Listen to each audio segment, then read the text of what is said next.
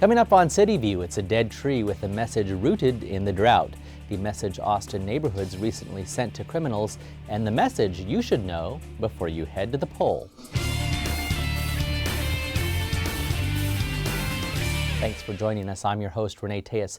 Those stories and more, but first, our top story. Keep calm and vote on. That's the message of a new voter ID campaign from the City of Austin and Travis County. It's all designed to inform residents about Texas' new voter ID law.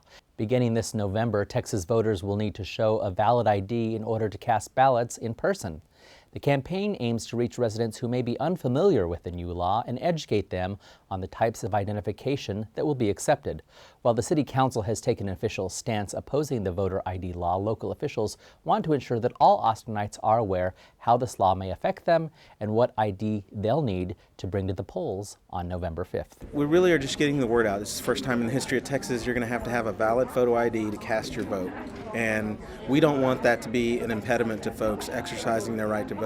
We got to learn from this. We need to make the law better, or as the City Council has voted, we need to repeal the law.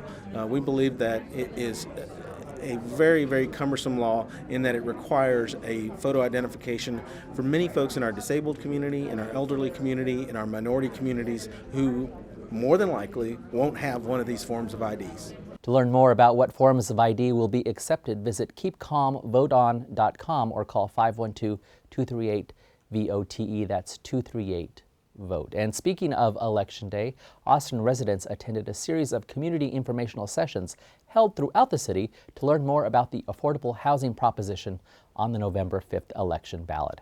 The $65 million in bonds could pay for rental housing development assistance, home ownership programs, and home repair programs. Eligibility for these programs is based on income. For example, an Austin family of 4 earning $58,550 or less annually could qualify for assistance. Find the ballot language and more information at the website on your screen, and know that Election Day is Tuesday, November 5th, 2013. Well, October 1st marked the first day Austinites were able to enroll in marketplace-based healthcare insurance through the Affordable Care Act, sometimes referred to as Obamacare. Now, in the coming days and months, you may be hearing a lot about the Marketplace Exchange, but simply put, it's a lot like a travel website where you're presented with different trip options and costs. However, in this instance, underinsured and uninsured Texans will be able to view a range of private insurance companies, coverage, and cost choices, then select the option that is just right.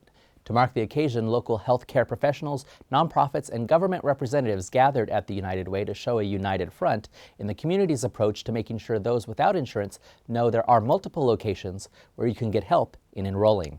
And the opportunity for our residents, then, many who have never been able to get health and care insurance, can now have affordable care that they can access.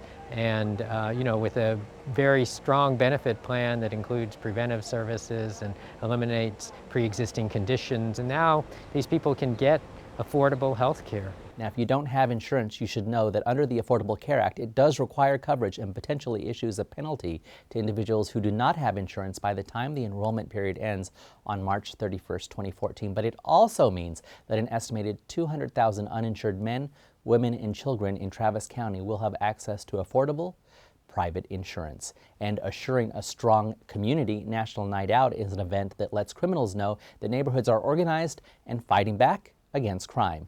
The events, held one night throughout the country, promote involvement in crime prevention activities, police, community, and neighborhood partnerships. Here in Austin, the 2013 National Night Out saw about 400 block parties and thousands of Austin residents participating by attending a block party or simply by turning on their porch light.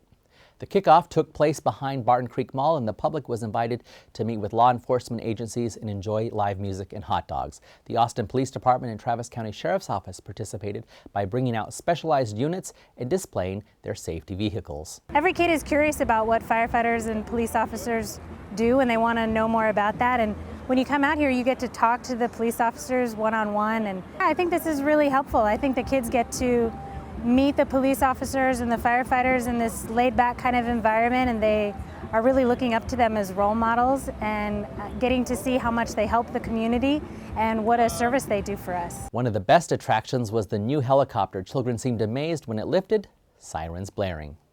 The city's Watershed Protection Department recently celebrated the completion of two difficult and complex projects, the Block 51 tunnel realignment and the Barton Springs bypass culvert. Department Director Victoria Lee welcomed staff and community partners and reflected on the lessons learned from both projects as well as the teamwork required for the project's successful completion. With the completion of the Block 51 tunnel realignment project in September 2012, the city was able to move a storm drain tunnel out from under private property, including Block 51. A public-private partnership with IBC Bank, the developer of the site, allowed the city to undertake the tunnel realignment several years before previously was planned. Now, the Barton Springs bypass tunnel project repaired holes in the tunnel that carries water from Barton Creek around the spring-fed pool, Barton Springs Pool, and helps protect water quality. Well, with the recent economic boom in downtown Austin, Austin Energy Network crews are busy building vaults to power new apartments, condos, and other large buildings. Last week, crews began the installation of a new vault to power the 311 Bowie apartment building being built at 5th and Bowie. Austin Energy is installing 4 large transformers at the base of the 36-story tower, 3 of which weigh 18,000 pounds. We have our own cranes and our guys that come in and rig them and set them, and then we use rollers. In this case today we use what we call tanks or rollers and roll them in. We also have air pallets for some of the bigger ones that will actually put air in and hover them in like a hovercraft. So we have several ways of getting them in here. Vaults are built downtown because there is limited space, and Austin Energy is able to keep all electrical wires underground. Vaults also provide a redundant feed, meaning customers will not lose power if one circuit goes out. Austin Energy is currently working on a similar vault project for the new parking garage at the Hyatt Regency Austin on Barton Springs Road. It takes approximately 4 to 6 weeks to build a vault. And taking longer than 4 to 6 weeks to build, but well worth the wait, the Asian American Resource Center recently celebrated its grand opening. It's the city's newest cultural facility housed within the Parks and Recreation Department. The event was a huge success with a big turnout and was attended by Austin's elected officials, city staff, and representatives from a number of community organizations. The center was welcomed in grand celebration with a ceremony and ribbon cutting, followed by a street festival on the Great Lawn and a variety of Pan-Asian performances on the indoor stage. The event also included a presentation on the many history exhibits and cultural displays found at the center. The mission of the Asian American Resource Center is to provide public resources, collaborative and educational programming, and a cultural destination for Austin's Asian and Asian American community, as well as the general public. The ARC facility has 3 missions in terms of programming. The first is economic development, the second is social services, and the third is culture and arts. Doors to the facility opened on Tuesday, October 1st, and you're invited to visit during regular business hours. Those are Tuesday and Friday from 9 a.m. to 5 p.m., Wednesday and Thursday from 9 a.m. to 9 p.m., open late those days, and Saturday and Sunday, 9 a.m. to 3 p.m.